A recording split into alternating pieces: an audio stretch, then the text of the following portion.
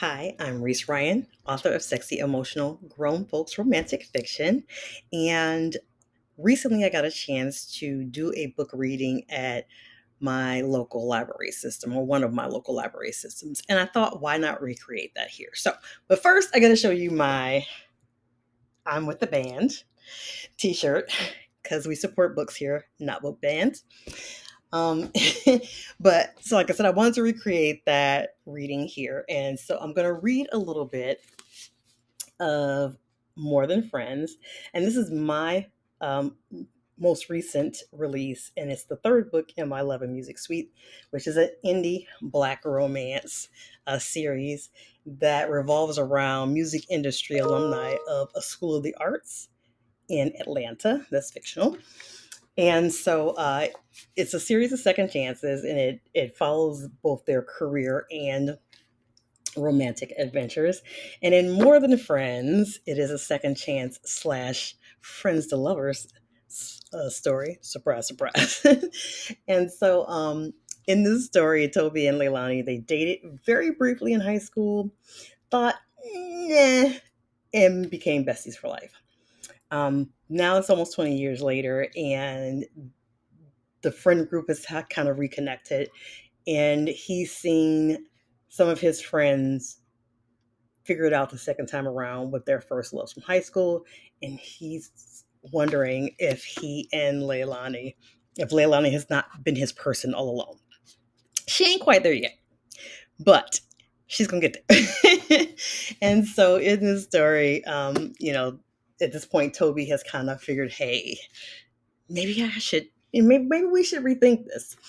And so I'm going to pick up reading from a conversation that he's had with his grandmother, who he adores and who raised him. And just a warning that there is a brief mention of a parent that is no longer with them. So if that would be triggering for you, I completely understand. But I'm going to pick up from their conversation, his conversation with his grandmother. How is Leilani doing? A soft smile curves my grandmother's mouth. I was hoping she'd be with you today. Me too. But she's working on a big project back in New York and she couldn't make it. She's doing great though. Her career is definitely on the rise. You see that grin on your face when you talk about Leilani? My grandmother shakes a finger. That's the way your grandfather looked at me. That's how I knew that man was head over heels for me. And it's how I know you are in love with your best friend. Leigh and I are just friends, Graham. You know that. I phrase my response carefully. I'm trying to tread the line between being completely honest with myself, which I'm not quite ready to do, and blatantly lying to my grandmother. We're both good with it, I say. She is, maybe. My grandmother lifts one of her sparse gray eyebrows and props that hand of judgment on her bad hip again. I don't know if we can say the same about you. Anyway, I shift the conversation. I know you always tell me not to get you anything on your birthday, but I couldn't resist. So I got you this. I reach into my coat pocket and pull out a small jewelry box with a bow tied around it and hand it to her. Sweetheart, you really didn't need to get me anything. You're already spending way too much on me. There isn't anything I wouldn't do for the woman who put her life on hold to raise me. My eyes sting a little when hers fill with tears. Go ahead, open it. She opens the box. It's a beautiful gold heart-shaped pendant necklace. Diamonds are encrusted along the top of the heart. 4 heart-shaped birthstone charms hang on one side. On the opposite side is a cylindrical charm stamped with the word love, but the O is a heart-shaped diamond. Tears fall from my grandmother's eyes. It's our birthstones, all of them, even your... She doesn't finish the sentence. Ever since we lost my mom, Graham doesn't want to talk about her. There were no photos of her around our house, no fun moments where we reminisced about her days as a rebellious teenager, which is when she had me. And we certainly never commemorated her birthday or set a place for her at Christmas the way some families do. I hold my breath because I honestly don't know if Graham is going to have a fit about me including Mom's birthstone on the necklace. or if she'll appreciate being reminded about the daughter she lost. Thank you, Tobias. My grandmother clutches the necklace and forces a pained smile. The lines around her eyes offer a hint of her age. This is such a thoughtful gift. It means the world to me. Good. I release a small sigh of relief and put it on. It's beautiful. She runs a finger across the charms, lingering on the diamond charm, my mother's birthstone. I can't wait to show it off to the girls at my surprise birthday party this afternoon. She winks and we both laugh. Later on, we settle down and watch a little of her favorite show. It's a wild ass Tyler Perry drama, and she's trying to catch me up on what's going on. But most of it floats right over my head. Maybe I agreed not to talk to her about my mother, but I can't stop thinking about her and wishing things had been different.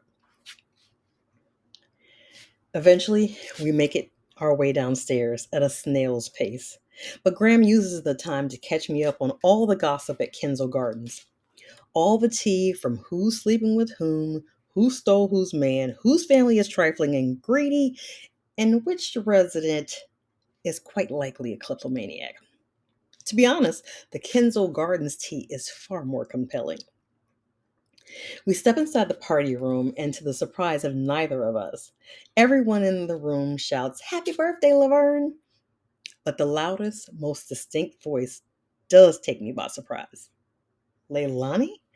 I whip my attention in the direction of the voice I know as well as my own.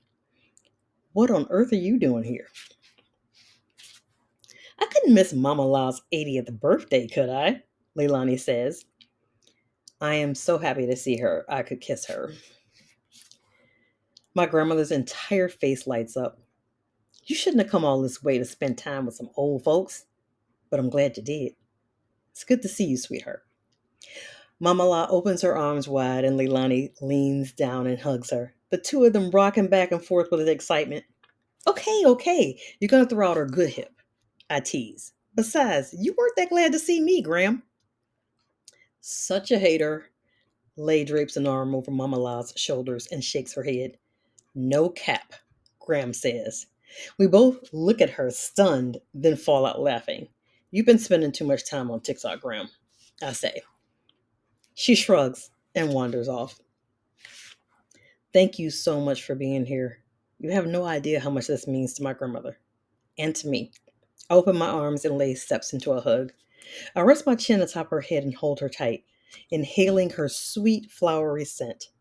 I can't believe you didn't tell me you were coming. I could have picked you up at the airport. And missed my chance for a grand entrance. Leilani finally pulls out of our hug and pokes me in the gut. Not on your life. Besides, you know I adore Mama La. Her big-headed grandson is pretty cool too. A smirk lights her eyes, and I'm pretty sure my heart flutters in response.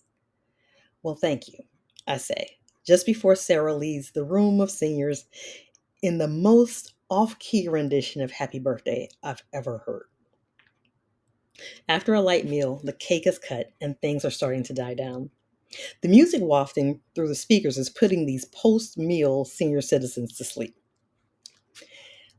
Suddenly, My Girl by The Temptations comes blaring through the speakers, rousing the sleeping residents. Several of them exclaim, "That's my song!" and start dancing. When I glance over at Leilani, who has just returned to the room and extends her hand, inviting one of the male residents to dance with her, I already know who's behind the playlist change. I glance around the room, noting the delight on the faces of the residents.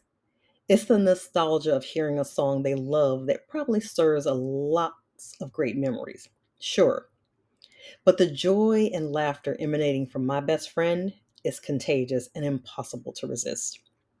Leilani has danced with half of the residents, including the women, and right now she's doing the bump with Miss Mary to Ain't No Stopping Us Now by McFadden and Whitehead. Once again, I find myself completely mesmerized by Leilani Stevens. She's an instant ray of sunshine with her big smile, wild laugh, and genuine concern for others. Head over heels, my grandmother pins me with a knowing smile. Head over heels. So I hope you enjoyed that reading from More Than Friends.